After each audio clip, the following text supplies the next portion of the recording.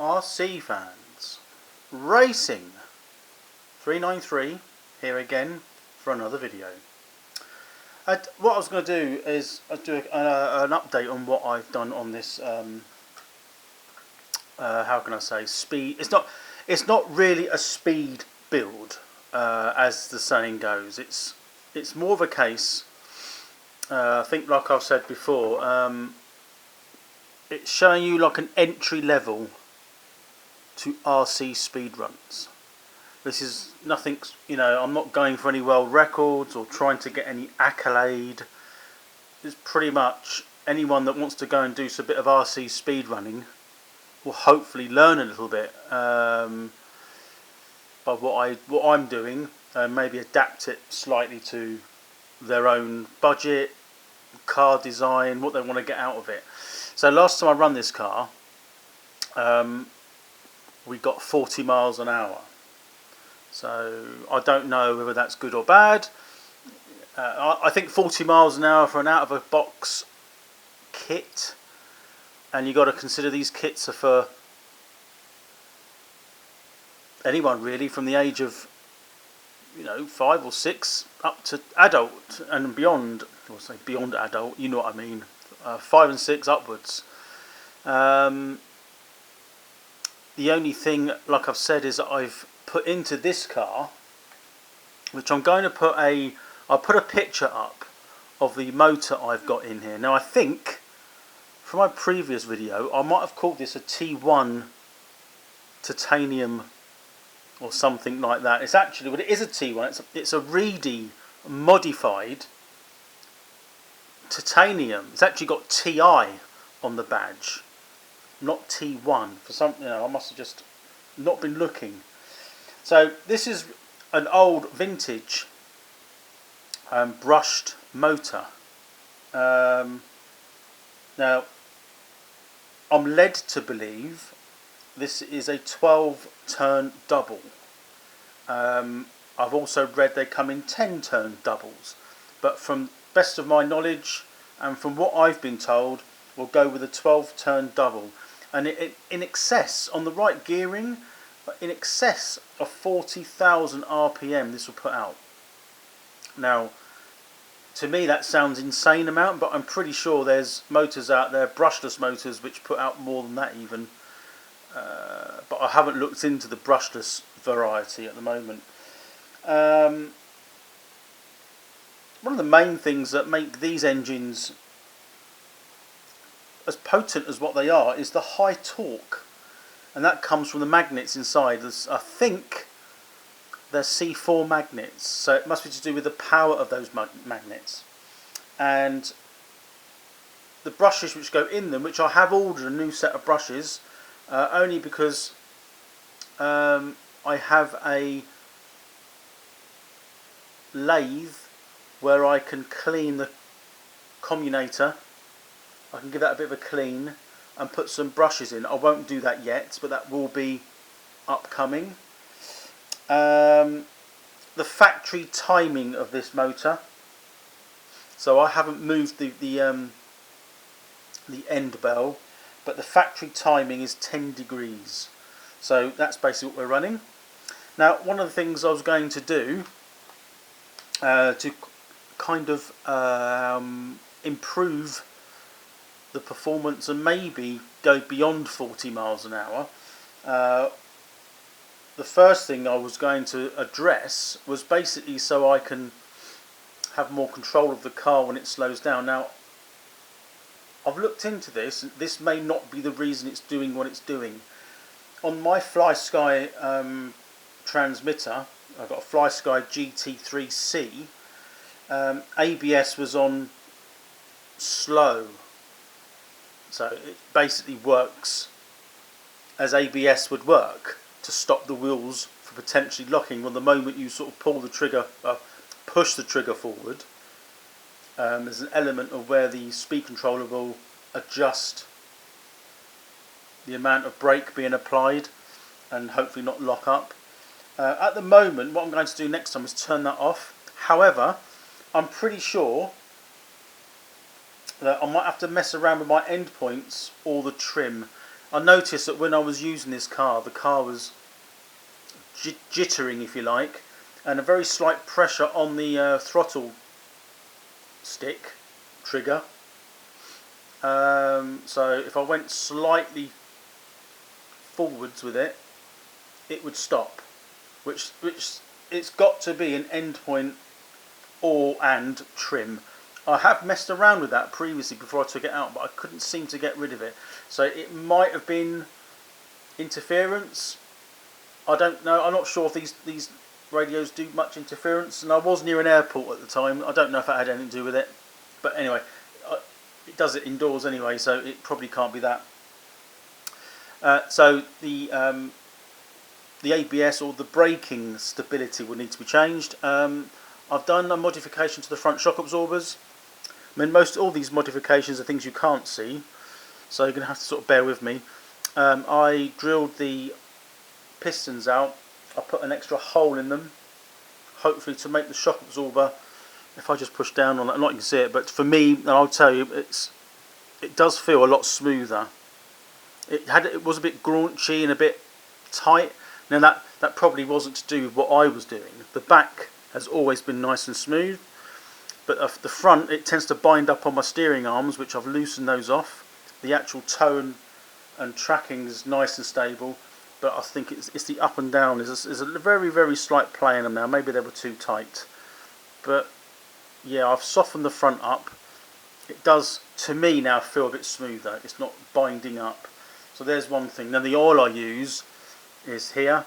It's just a 41 weight oil, Absima, I think. This just come from Model Sport. Now I can try. What I have been told is maybe if I'm going to change the oil, is to keep to the same brand, to make sure that you're keeping on the same. You know, if I'm going to thin the oil out or make it thicker, because brands can be different. That makes sense, and it probably makes more sense on the track, to be honest with you. I'm not planning on racing it, obviously, but if I'm going to change anything on it, I'd like to keep everything uniform. Now, one of the main things that I did change and will change is the pinion. It's about the only, apart from wheel sizes, it's about the only other major impact you can have. When I was running this car last time, I had a 23 tooth pinion and a 62 standard spur gear.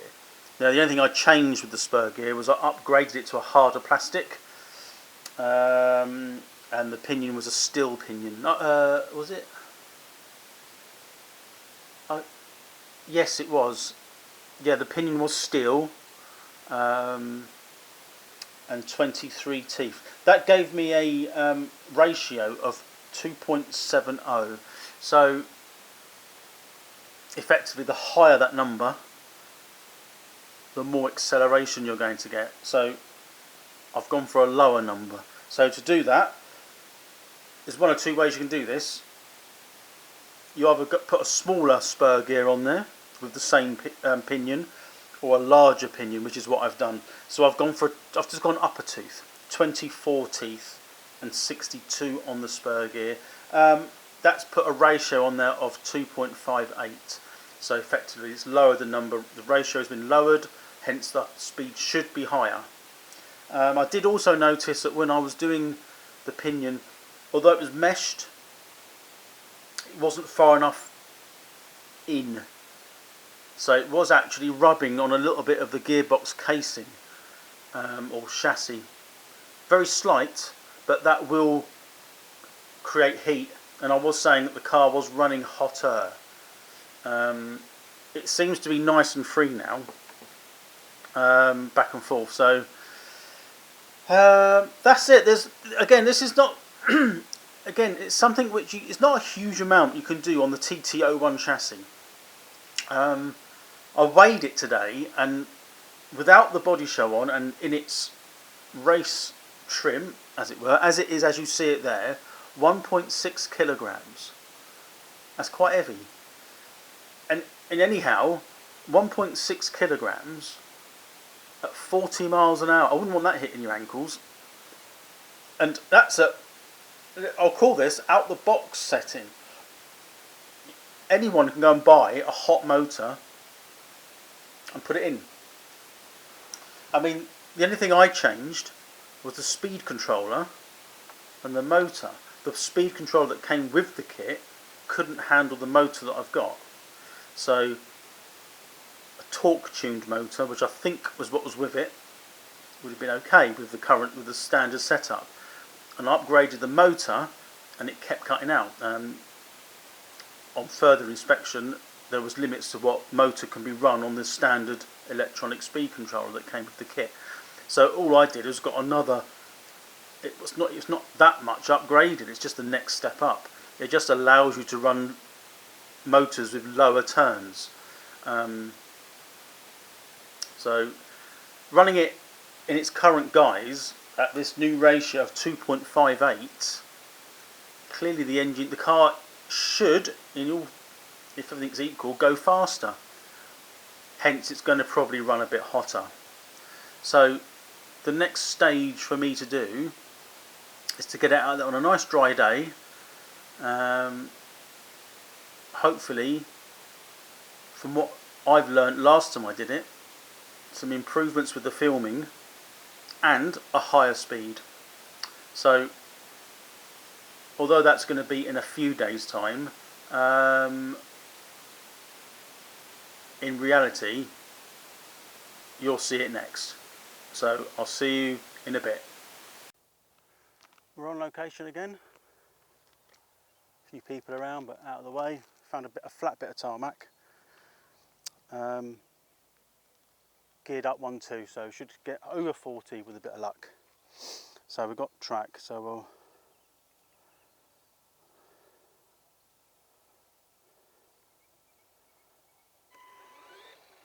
there we go, it's reading, so that's good. Got 12 satellites.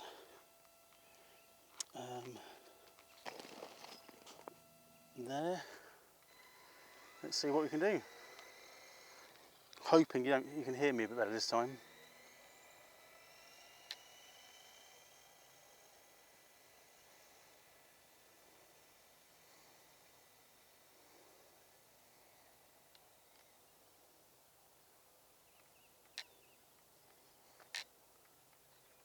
Right, let's see if we can get a first run in.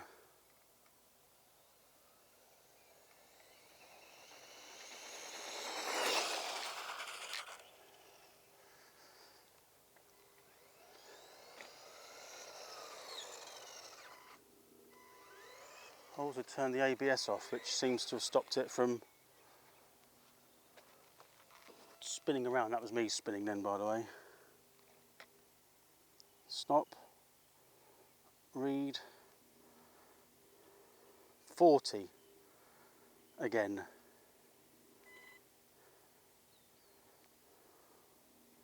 Right, we'll try again. So let's give it a go. So all these people walk all the way down past me.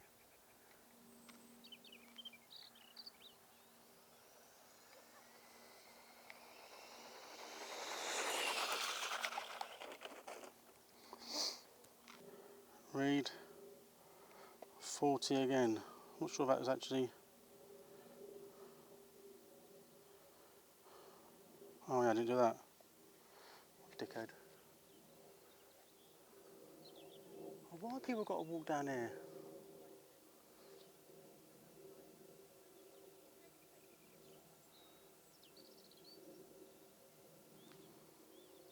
That probably was quicker.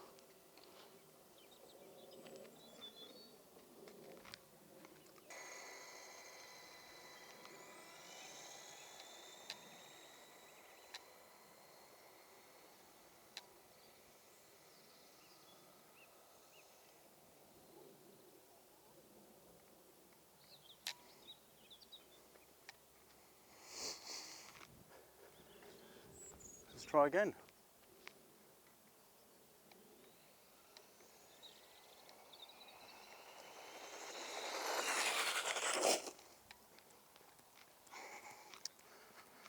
Straight to bush.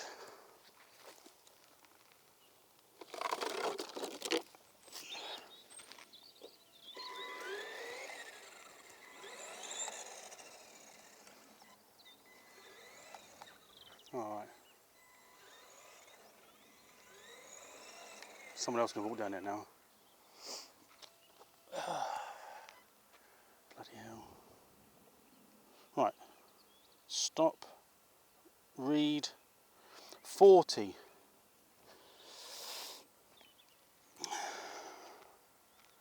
Can't seem to break that 40 mile an hour.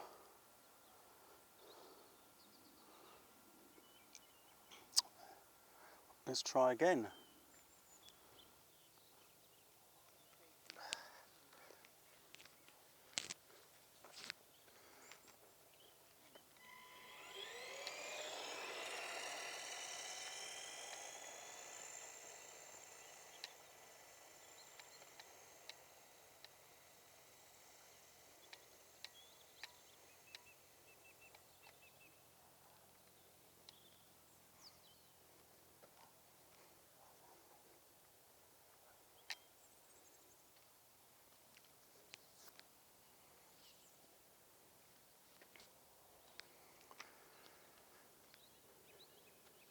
Right. Let's give it another go.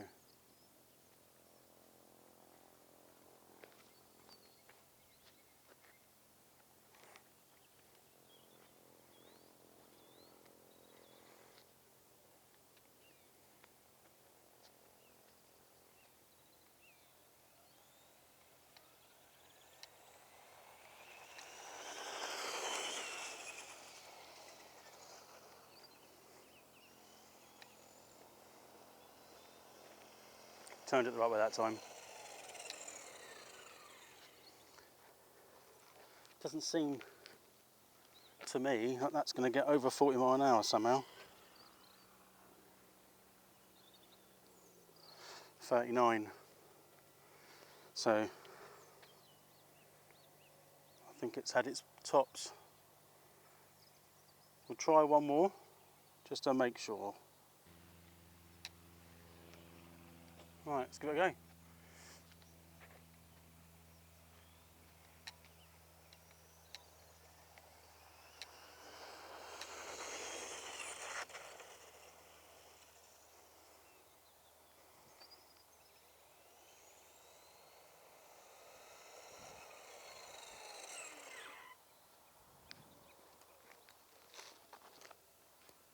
Looked quicker, but it ain't though.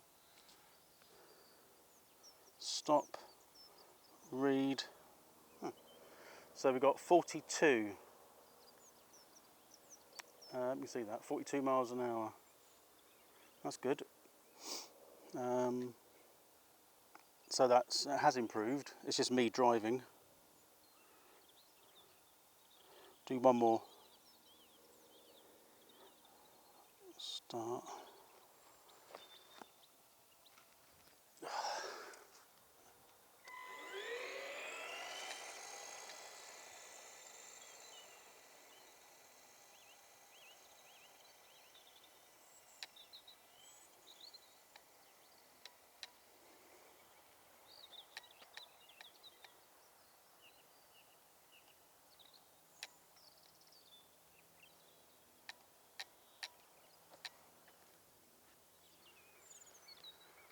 Go.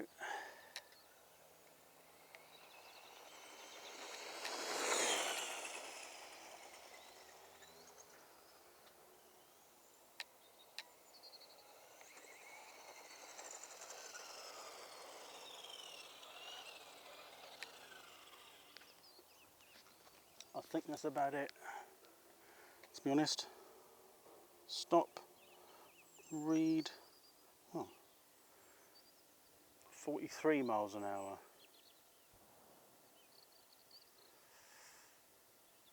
That's not bad.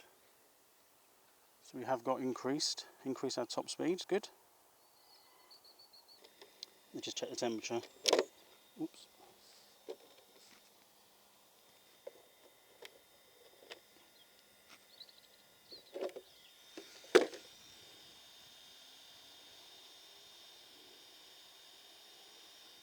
It's not hot at all.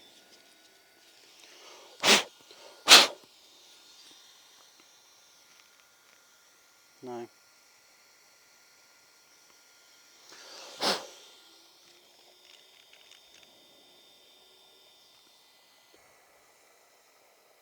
runs fairly straight unless you touch the steering.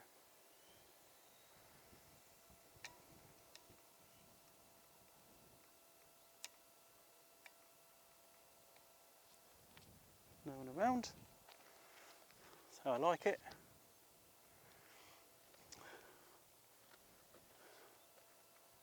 Go.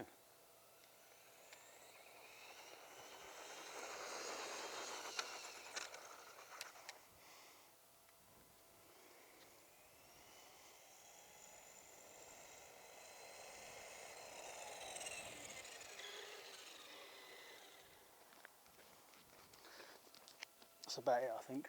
Can't see it going any quicker than that. Stop. Read. 42. So call it a day. 43 miles an hour for a one tooth. So there's more in it.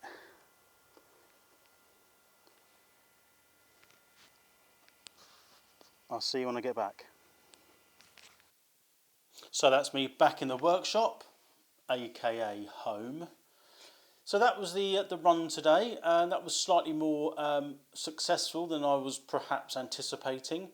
I tried a slightly different, sort of same area but a slightly different position. I thought it might be a bit smoother. To be honest with you, there's so many different parameters that why you got 43 miles an hour. So the top speed last time was 40, and as you can see here, 43 was my fastest time or speed. That was over a distance of 873 feet. It's 43 miles an hour. So what did I change and what's contributing to that? I think there's one thing, so 40 mile an hour, and that's 3 miles an hour more, which, in real time, that's a real 3 miles an hour. What I mean is, scaling it down on a 1/10 scale car, an RC car, that's quite a considerable change. That's quite a big jump. But there's so many different things that might have actually been put down to that. So the first thing, I did go upper tooth on the Pinion. Whether or not it would have made a difference, it must have done. However, I did find that last time I stripped the gears down to change the Pinion was actually rubbing against the internal parts of the sort of the gearbox casing. So that would have restricted it, definitely. And it was running hot last time, which it wasn't today, although it's colder out than it was last time. But it definitely wouldn't have run, it would have run hot even after I did those runs, and it wasn't. So I think from last time, although it did 40 miles an hour, that was a restricted 40 because of the Pinion. So even if I freed the Pinion up and put it in properly, would I have got more? Would it have gone 43? I don't know. A lot of that can be contributed to my driving. Like I say, I've not driven these at speed for well over 20 years, so it takes a little bit of recalibration of my head of what I remember and what actually happened. So I think a lot of that speed, that 43, could have been positioned where I did it today. I had a bit more sort of free run at keeping it flat. What I've realised is once it's going flat and going straight is not to touch the steering, which sounds obvious, but I think that's why you see the cars zoom off in different directions. That was me. It had nothing to do with anything I was doing. No, the car was doing. It was actually my control. It was rubbish. So there's a few things to take in consideration of why it got to 43, other than just the Pinion. It must have made a slight difference. So next time I go out, I've got 40. I can go 44. I can go up another Pinion or two on that same setup I've got. Same battery, and we're going to see whether it makes a difference. I'm tempted to get the speed gear set, which is actually a smaller spur gear, which it'll be like increasing the Pinion like 5 or 6 teeth, which make a huge. That I can see that probably making a huge difference. Other than that, and my driving, I think I can tune the motor. I know we can easily put another motor in, but I'm trying to get the maximum out of that motor. I'm pretty sure, I don't know whether it's actually, if the motor's fully maxed out. I might be flat out on the old trigger, but I don't know if it's wound up in the motor as much. I think even at 40 mile an hour plus, you need a longer run. I mean, heaven knows how much space you need to do double that, and let alone over 100 mile an hour. I'm not saying this will get anywhere near that, but I'm just saying the sort of what I can hear the car spurring up I don't know what the right word is, spooling up. You can hear it kind of winding up, and it's not, I don't know, maybe it is topping out a little bit. So I could perhaps sort of change where I'm doing it and for how long, and I need the longer sort of run. The thing that actually improved as well, although it was my driving, it wasn't the car's, because I turned ABS off on the controller. I was a bit dubious about that. I have read about it, but I hadn't calibrated my brain that when you come off the trigger and apply the brake, nothing happens, and then you do it again, and then it applies the brake, and it seemed a lot more stable. It wasn't spinning. The reason it spun is that was me controlling it completely wrong. So, yeah, that's kind of where we're at now. So the maximum speed is 43 at the moment, and I've still got scope, so we can go up with the battery. We can go down with the gearing to gain some more speed, and I believe my understanding is that motor's only on standard timing, so I'm not saying that'll make a huge difference, but I'm pretty sure we can change that as well to gain another mile per hour here or there. Yeah, so that was it was successful. I'm pleased with that. So 43 miles an hour on a TT01. Great. So I look forward to seeing you next time. Thanks for watching, and bye for now.